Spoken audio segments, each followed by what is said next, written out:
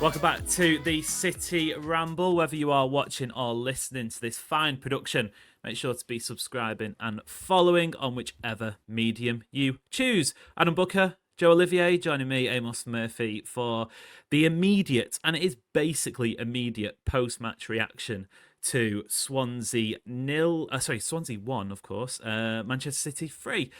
Guys, Adam, City through to the next round of the Cup. Like I said in the introduction, it's been a while since we've said that about the Blues in the Carabao Cup 2023. Obviously, Nathan Jones' Southampton beating City on that occasion. At the time of recording, we don't know who City are going to play in the next round.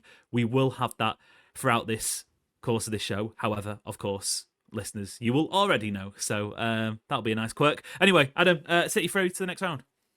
Yeah, job done, I think is really what you can say about this game. But I mean, I went through many emotional ups and downs ahead of this game. There was the obvious confidence going into a game against lower league opposition, all that kind of stuff.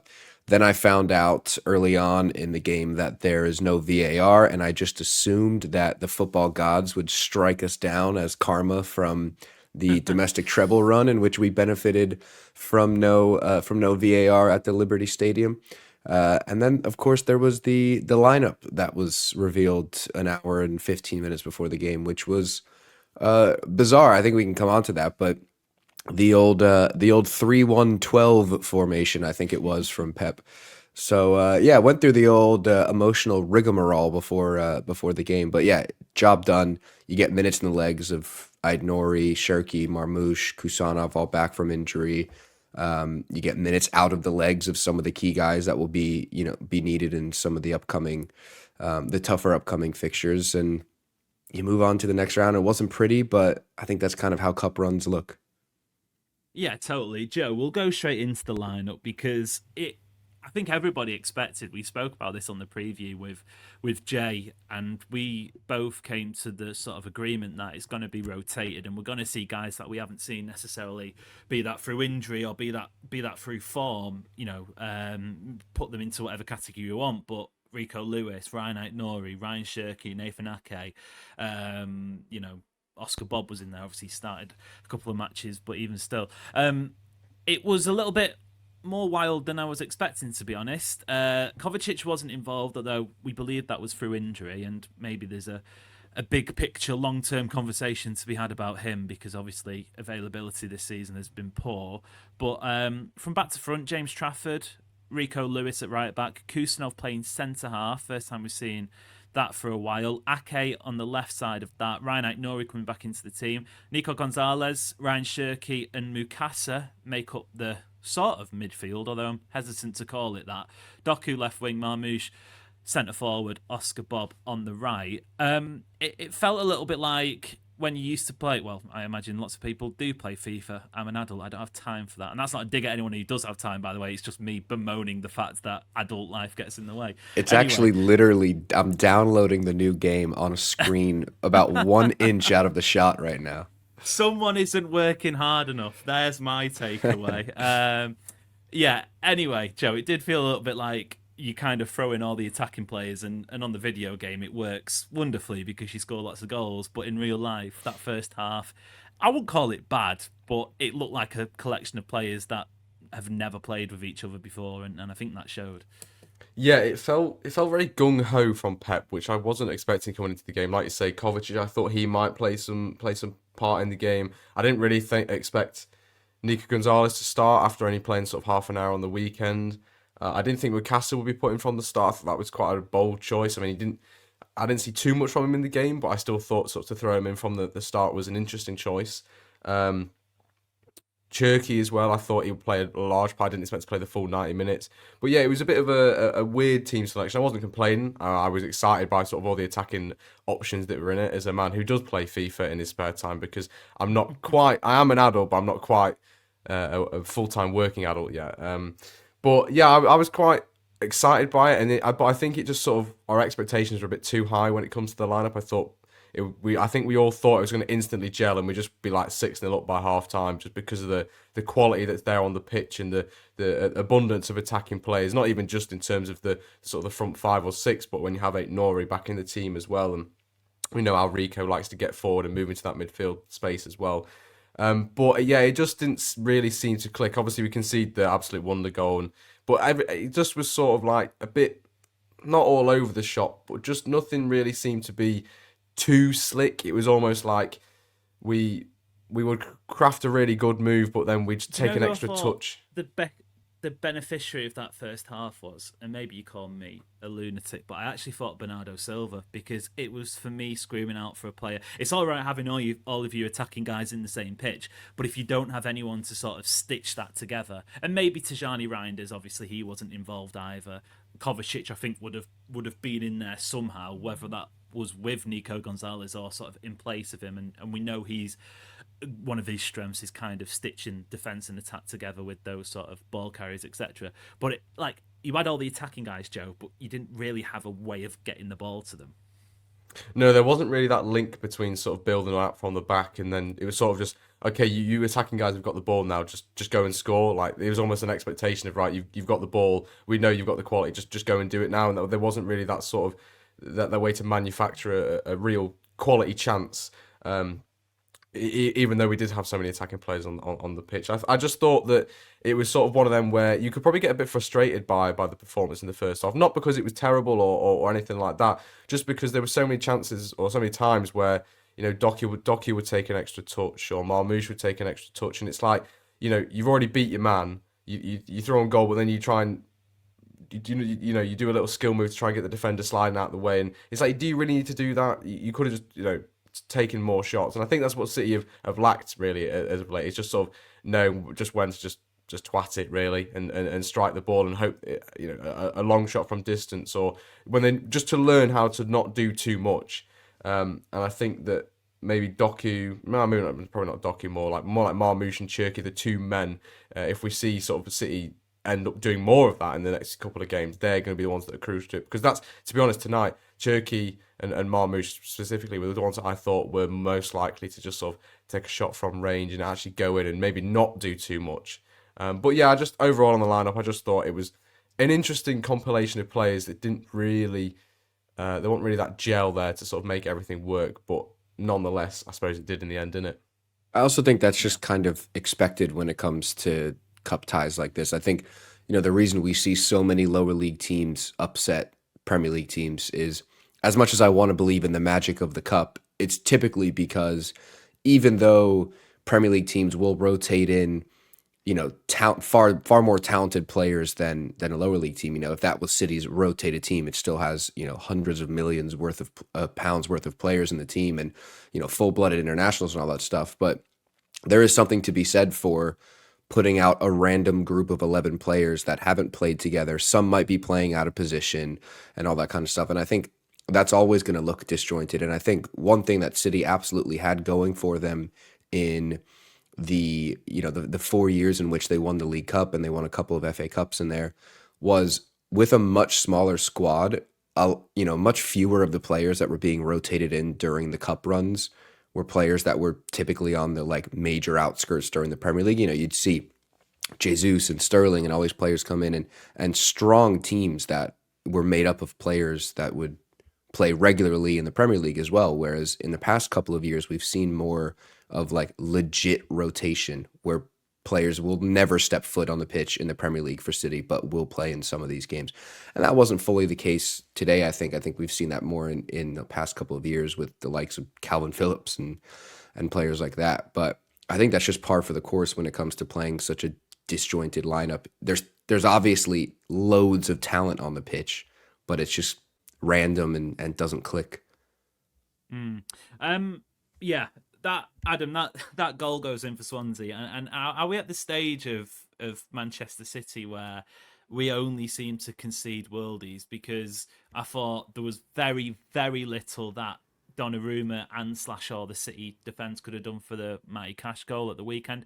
Don't get me wrong, there was possibly a little bit more that I know Rayan Aït-Nouri's taken a bit of flack for that. I actually think Nico Gonzalez is the guy that needs to be kind of pressing I think it was Franco who scored for Swansea, might have got that wrong, but the Swansea goal scorer, I think he should have done better at pressing him, because Rayan Aït-Nouri sort of shows him inside. That's fine. If you get a simple layoff like that, you don't expect it to go top bins, but possibly could have closed him down. Anyway, Stunning goal, though. Absolutely stunning goal. I feel sorry for James Trafford. He sits about and waits so long to get a chance, and you concede your first shot on target, and it's a goal like that. Yeah, it does seem to be a thing now, doesn't it? Especially in the cups as well. Was it Leighton Orient where they scored from the halfway line off of Stefan Ortega's back, or was it Ederson's back? I can't quite remember. But do you know that one? Did that win? I think it won goal of the tournament. Right, and it was an own goal. Yeah, it was an own goal. That if the Ridiculous. goalkeeper didn't exist, it wouldn't have gone in anyway. Yeah. Yeah, it seems to be just a thing. At one point, you could say, "Oh, it's good that they only concede in this manner," but then at one point, at what point do you turn around and say, "Well, if it's happening every week, then what kind of hex has been put upon us by a higher power?" Yeah, Joe. I mean, it's one of those things. Like we've especially for like when City were better. When City were conceding first shots on target, and you were like, well, what can you do about it? Because a lot of the time they're conceding high quality chances because they don't give away. Oh, have I got that the right way around? Anyway, can't remember. This feels much different though, in the sense that is literally a 1 in 100 chance, possibly even more. Some XG nerds will be telling me it's actually 0. Blah, blah, blah. But that.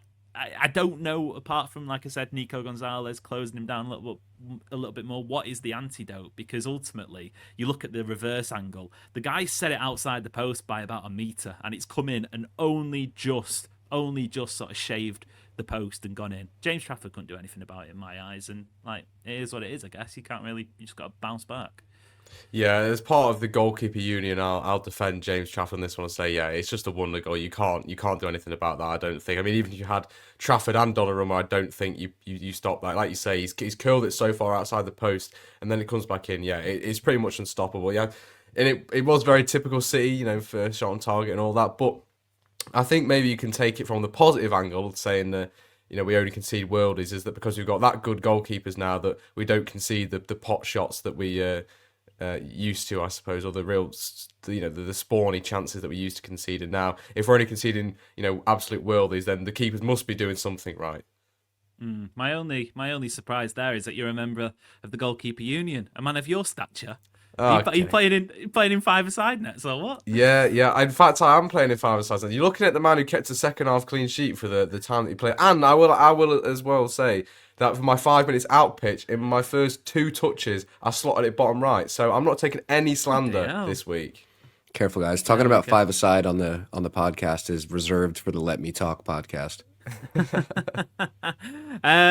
Yeah. Unfortunately, we've got no Nadem to sort of tell us. We just got that'll be fun. We don't have a professional footballer here to actually clear things up. I know.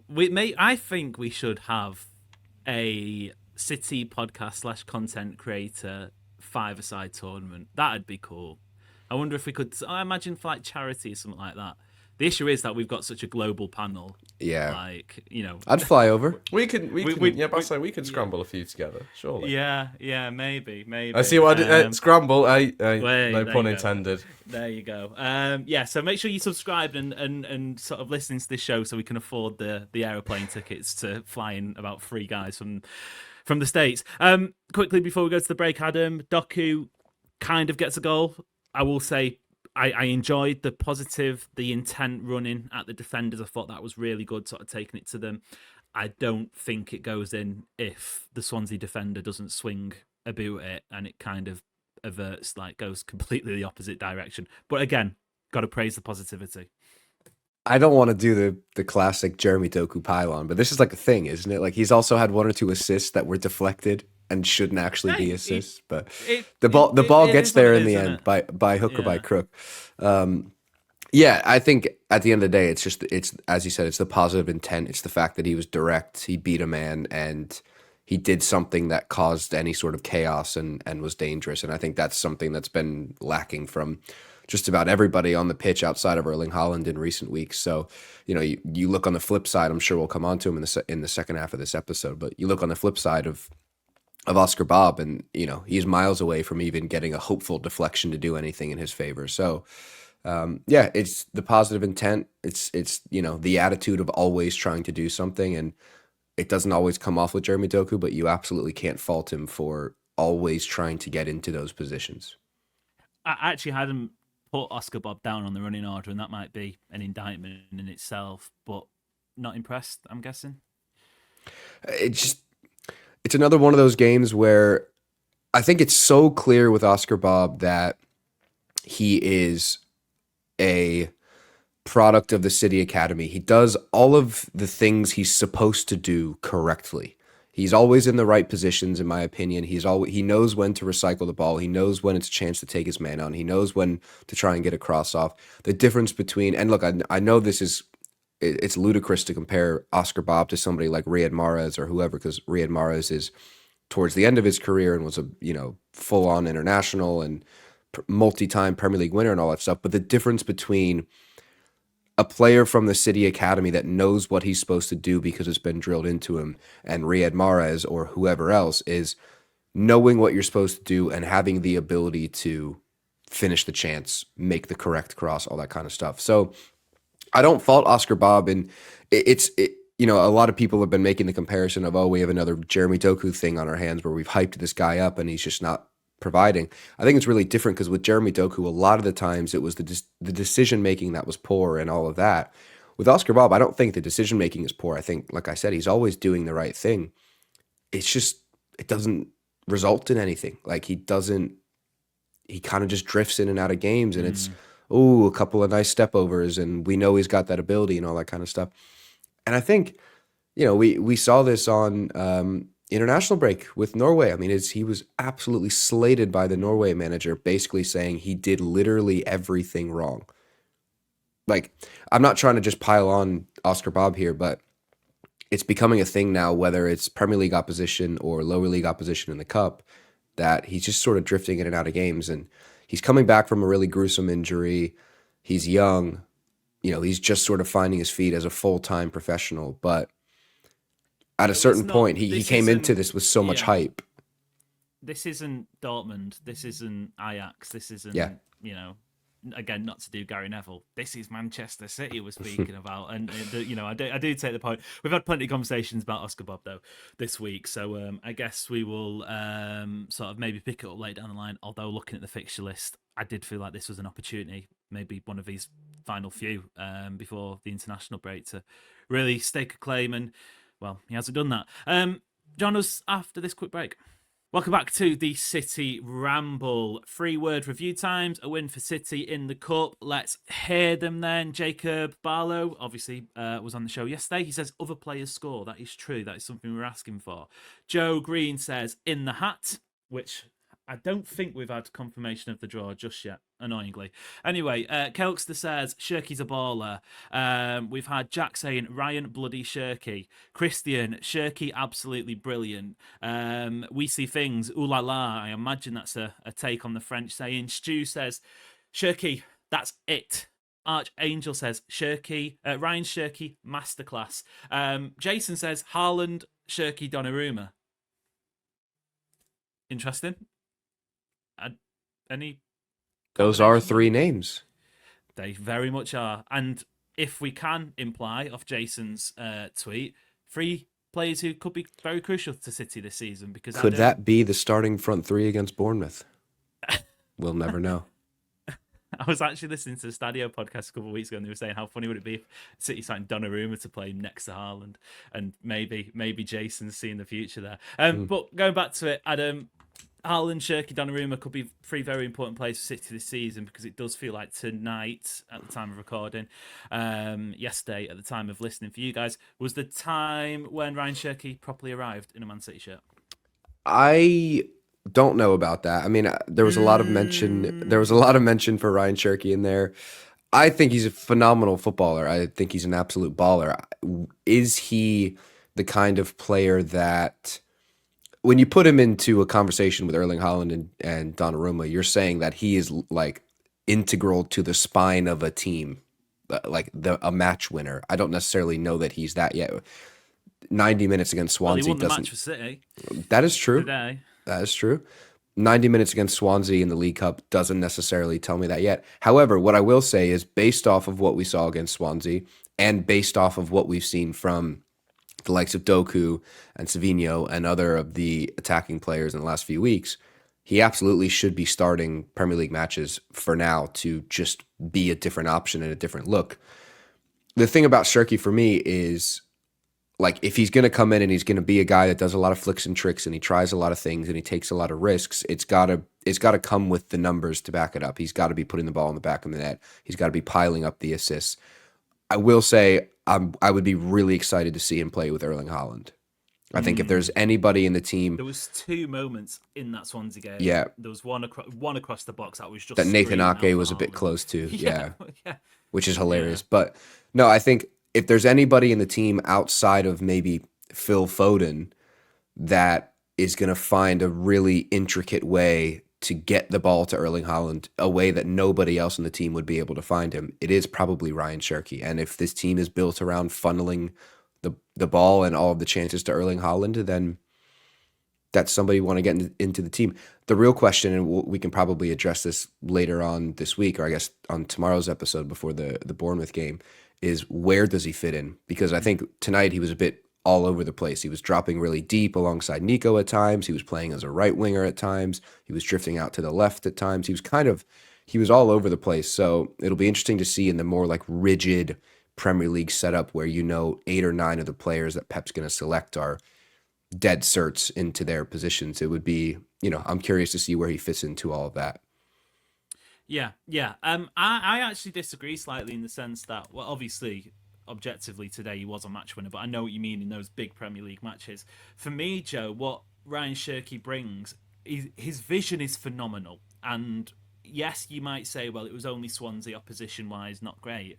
But if you can do that against a team that is sitting 10 men inside the box, let alone just behind the ball, you can pick holes out of any defence. That to me is a transferable skill. And I think when I look at City over the last couple of weeks, yes, bar Villa, the results have been forthcoming, but it has at times taken a little bit of attrition. It hasn't necessarily been fluid.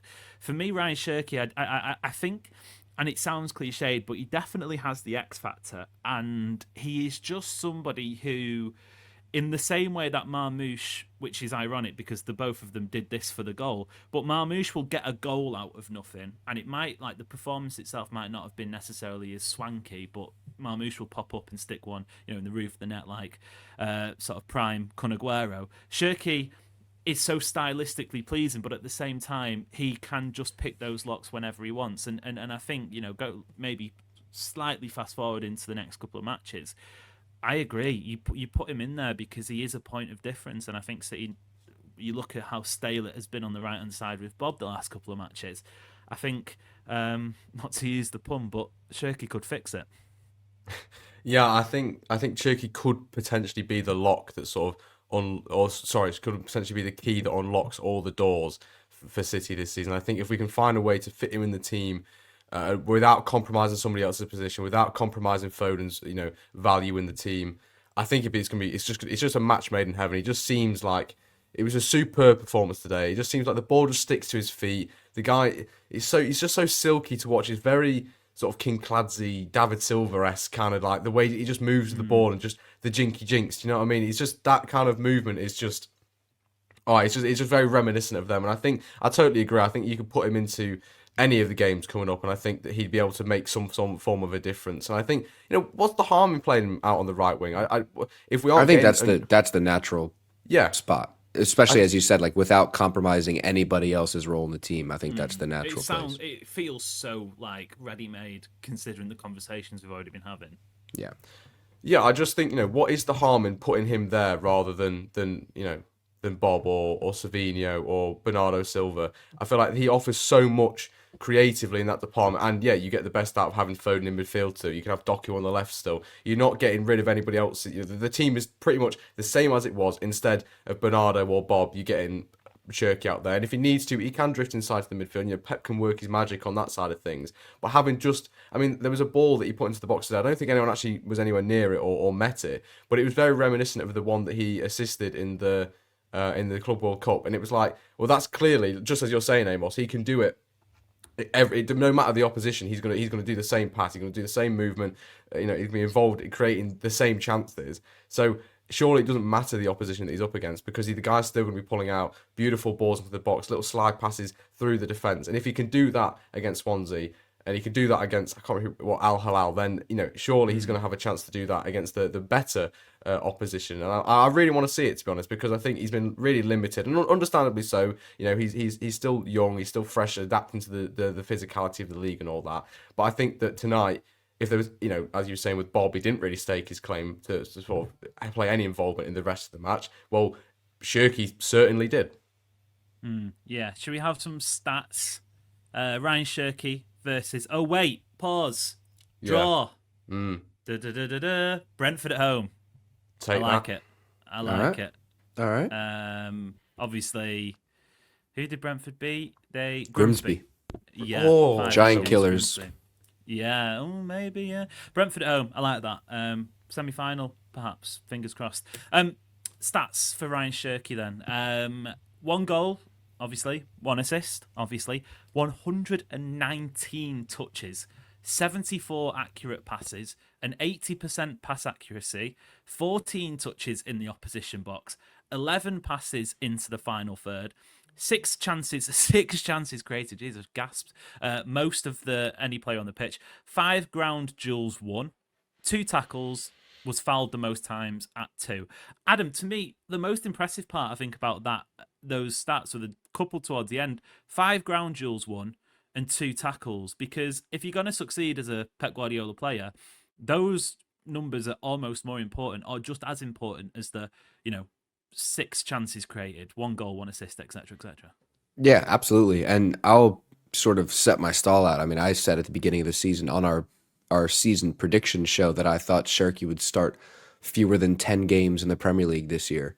And my reasoning for that basically was I thought it would take him a lot of time to kind of be more than a flair player like he was at Lyon. And if you do those kinds of things, plus you have all the flair stuff, the chances created and getting on the ball a ton, then that just sets you up to be actually a key player in this team, maybe alongside a Donnarumma and a Haaland, as one of our listeners mentioned earlier. Jason the Visionary. Yeah, exactly. But yeah, I mean, you said how many touches he had? What did that? How did they stack up? How does that stack up to Nico or other players around them? This is purely just going off muscle memory, but when I've seen like 119 touches, it has kind of been defender sort of holding midfield. Yeah. So obviously they see a lot more of the ball, but I think the way that Cherki was playing, it did feel like the ball was being channeled through him, and maybe that would be a difference if he's playing, in City's strongest 11, because is he going to be the guy that is channeled and funneled through when you have got Foden, when you have got, Reinders in there as well, Doku out? Well, Doku was on the pitch anyway. But I mean, maybe it's like interesting. Let's say Cherki gets into the starting 11 against Bournemouth this weekend. I think, sorry, my dog is barking in her sleep in the background, if you can hear it. It's absolutely adorable, but very intrusive. Yeah, she's fast asleep on the ground behind me. Yeah, it doesn't do well on a podcast, but it's very cute in person. If he gets into the team against Bournemouth, I think it's probably useful for him that somebody like Phil Foden is already there and can be the guy that everything goes through. And it doesn't have to be that, okay, Ryan Cherki, you had 100 and however many touches against Swansea. Now step up and do that in the Premier League every weekend and be the metronome and be the guy that everything's running through. That responsibility doesn't necessarily have to be on him. He can be somebody that can pick up the same positions as Oscar Bobb and maybe just be a bit more ruthless, or pick up the same positions as Savinho and just be more ruthless in that moment and maybe create 1 or 2 more chances than the likes of those players. I think that's it for me. I don't think we necessarily have to say, okay, everything has to run through him now because it did in the League Cup against lower league opposition. Because there's already players that do that quite well. Tijani Reinders, Rodri when he's fit, Phil Foden when he's on top of his game. So if you can get him into the team and his main role can be creating those chances down the right or drifting in centrally from the right and creating chances, while already having players that do all the kind of dirty work and have it all run through them, then that's just a bonus, really, when it comes to the team in Premier League games. Yeah, definitely. Joe, we'll begin to wrap up. Marmoush scoring, good for me. Performance overall, shaky, rusty, etc., etc. But I think when I said he's not I said he hasn't started since August. That's for City. He obviously did start for Egypt in September, very early on in September, which was when he got injured, and we haven't seen him since. But again, going back to it, I think we said this with Jay on the preview show. I don't know if City can afford in their current guise to be over picky about sort of where the goals and assists come from in terms of stylistic setup and philosophy, etc. Marmoush is a guy that will go for a game, look a bit shaky, but when needed, pop up with a great goal like he did. And again, that's 3 goals that weren't from Erling Haaland. Although for one point, I think whether or not that Doku one goes down as an own goal, but own goals for City this season moving up to 3 if it does. But it's nice to see Marmoush and obviously Cherki in the end getting on the score sheet as well. Yeah, I think that was a really important thing coming into this game. The fact that there was going to be no Haaland involved, and the fact that we could actually spread the goals around a bit and maybe kind of give a bit of a confidence booster to everyone else that we aren't just a Haaland team. I mean, yeah, if Haaland was in any other team, Pep would be calling them the Haaland team, just like he did with Spurs that one year. So it's nice to see other people getting involved. Maybe he calls him the Norwegian guy as well, like he did with. Was it the Hwang Hee-chan? Is that who it was? The Wolves fella. Yeah, it was just nice to see the goals sort of being shared around a bit. And it's nice to see, Marmoush back on the pitch. I think that he can be such a brilliant player for City. Just like you say, he can come out with a goal from sort of nothing. And it's a goal. It's a brilliant goal all around, to be honest. And it's a brilliant finish. It is definitely very Kun Aguero-esque. And I hope to see him sort of phase back into the team. Again, I'm not really sure where he fits in. Maybe sort of takes that left-hand side position now. Doku's form has sort of dropped off a little bit more.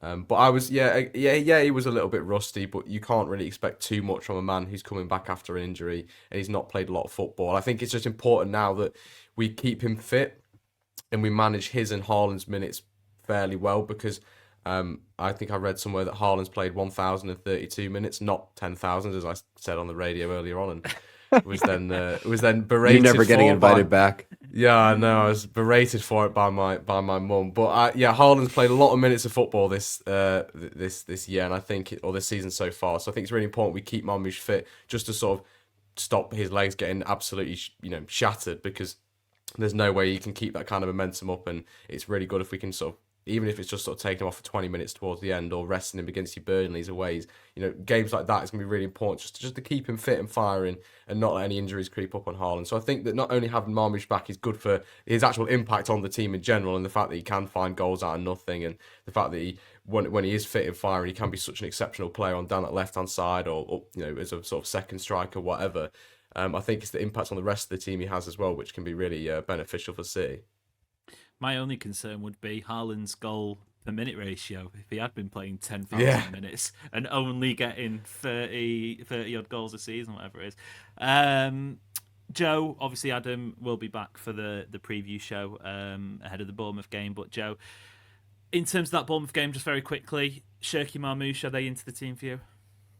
I think Cherki goes in. I think for Oscar Bobb, like we said, down that right hand side. I think Marmoush I think we give maybe Doku one last chance, maybe. I think that's the way I'm kind of leaning. Potentially that's a bit of bias towards Doku. I quite like him as a player. I imagine you're talking Nico, G, Foden, Reinders in the middle. So Marmoush doesn't play as a second striker like he did a bit last season.